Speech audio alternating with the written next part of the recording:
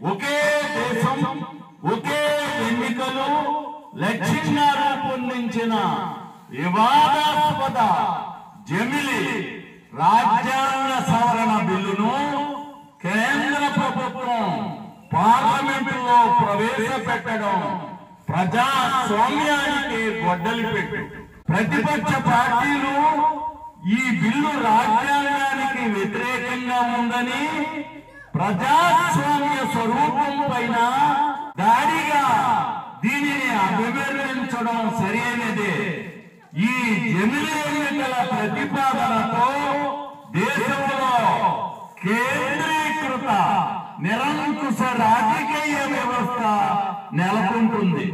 అది ఏకపార్టీ పాలనకు ఆ తరువాత ఏకవక్తి నియంతృత్వానికి దారి తీసే ప్రమాదం వస్తుంది.